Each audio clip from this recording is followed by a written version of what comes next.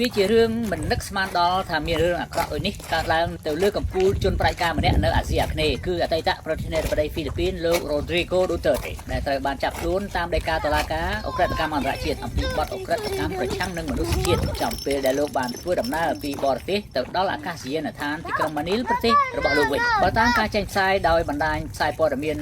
CSB News ការចាប់ខ្លួនលោក Rodrigo Duterte កើតឡើងតែមួយថ្ងៃប៉ុណ្ណោះក្រោយពីអតីតប្រធានាធិបតីរូបនេះកាលពីថ្ងៃច័ន្ទទី10មីនាបាននិយាយក្នុងទីក្រុងហុងកុងថាលោកត្រៀមរួចជាស្រេចចំពោះការចាប់ខ្លួនរូបលោកតែនៅពេលចុះពីលើយន្តហោះនៅអាកាសយានដ្ឋានក្រុងម៉ានីលខណៈនោះដីការបស់តុលាការអក្រិតកម្មអន្តរជាតិ ICC បានធ្លាក់ទៅដល់ដៃប៉ូលីសអន្តរពលឬប៉ូលីសអន្តរជាតិរដ្ឋាភិបាលលោកប្រធានាធិបតី Ferdinand Marcos Jr. ផ្ដើមអនុវត្តភាពវិមានប្រធានាធិបតីហ្វីលីពីនបានចេញសេចក្តីថ្លែងការណ៍ដោយបញ្ជាក់ថានៅព្រឹកនេះនៅថ្ងៃអង្គារទី11ខែមីនាប៉ូលីសអន្តរពលប្រចាំក្រុងម៉ានីលទទួលបានសេចក្តីចម្លងនៃដីកាចាប់ខ្លួនពីតុលាការ ICC ដែលត្រូវអនុវត្តតាមដីការបស់តុលាការអន្តរជាតិនេះនៅទីក្រុងហុងកុងដែនដីប្រទេសចិនកាលពីថ្ងៃច័ន្ទក្នុងព្រឹត្តិការណ៍ជួបជុំជាមួយពលករហ្វីលីពីនរាប់ពាន់នាក់លោក Duterte សង្ឃឹមថានឹងអាចបង្កើនការគាំទ្រដល់បេក្ខភាពសមាជិកព្រឹទ្ធសភារបស់លោកនៅក្នុងការបោះឆ្នោតពាក់កណ្ដាលអាណត្តិដែលនឹងធ្វើឡើងប្រមាណសប្តាហ៍ខាងមុខនេះលោក Duterte បាននិយាយទៅកាន់ពលរដ្ឋហ្វីលីពីននៅទីក្រុងហុងកុងដែលសម្រងសេចក្តីដើមដោយនេះថា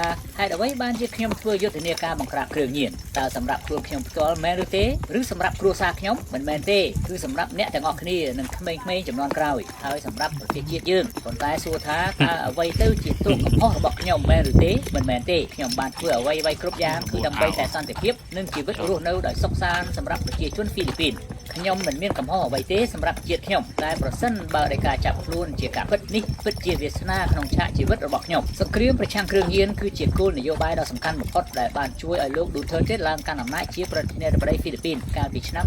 2016សេចក្តីរាយការណ៍ពីក្រុមអង្គការសិទ្ធិមនុស្សរកឃើញការកាប់សម្លាប់មនុស្សទាំងនៅក្នុងចំណោមសាធារណជនដល់ជិត6000នាក់ទាំងជាការចាប់ខ្លួនជិត30000នាក់ខុទ្ទកាល័យប្រធានាធិបតីហ្វីលីពីន Ferdinand Marcos Jr. បានបញ្ជាក់ថាពិតជាមានការចាប់ខ្លួនលោក Duterte មែនហើយប៉ូលីសអន្តរជាតិកំពុងកសាងសំណុំរឿងបញ្ជាក់បន្ថែមពីស្ថានភាពនាំឲ្យមានការចាប់ខ្លួនលោក Duterte បានដកប្រទេសហ្វីលីពីនដោយឯកតោភាគីចេញពីសន្ធិសញ្ញាចូលរួម ICC កាលពីឆ្នាំ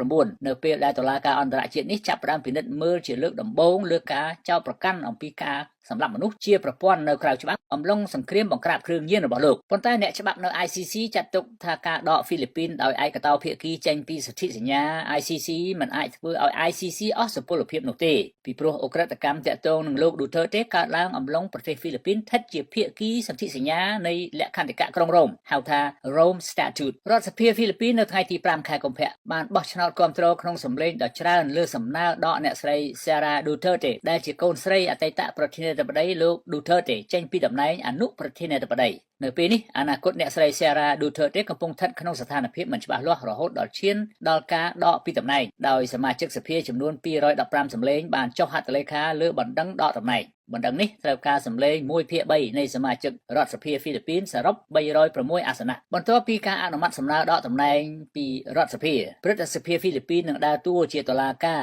ដកតំណែងអ្នកស្រី Sara Duterte ពីអនុប្រធានាធិបតីប្រសិនបើត្រូវបានដកចេញពីតំណែងកូនស្រីរបស់អតីតប្រធានាធិបតីហ្វីលីពីននឹងក្លាយជាបុគ្គលដំបូងក្នុងប្រវត្តិសាស្ត្រប្រទេសខ្លួនដែលត្រូវបានដកចេញពីតំណែងអនុប្រធានាធិបតីអ្នកសង្កេតការណ៍យល់ថាអ្នកស្រី Sara Duterte អាចនឹងបាត់បង់តំណែងជាផ្លូវការក្រោមអំណាចរបស់សមាជិកព្រឹទ្ធសភាអ្នកស្រី Sara Duterte បានហៅការចាប់ខ្លួនឪពុករបស់អ្នកស្រីក្រោមរដ្ឋអំណាចរបស់លោក Marcos Jr. ជាអំពើអយុត្តិធម៌បំផុតទៅលើគ្រួសាររបស់អ្នកស្រីបើនិយាយអំពីពាក្យស្លោកខ្មែរវិញគេហៅថាឈាមស្រែកស្បែកហៅអ្នករំលោភបំពានគៀបសង្កត់ប្រព្រឹត្តអំពើអយុត្តិធម៌ខុសច្បាប់លើគេមើលមិនឃើញកំហុសខ្លួនទេមិនដឹងអំពីការឈឺចាប់របស់គេឡើយឥឡូវនេះអក្រិតជនបំពានច្បាប់ក៏ចេះស្រែករកយុត្តិធម៌ដែរ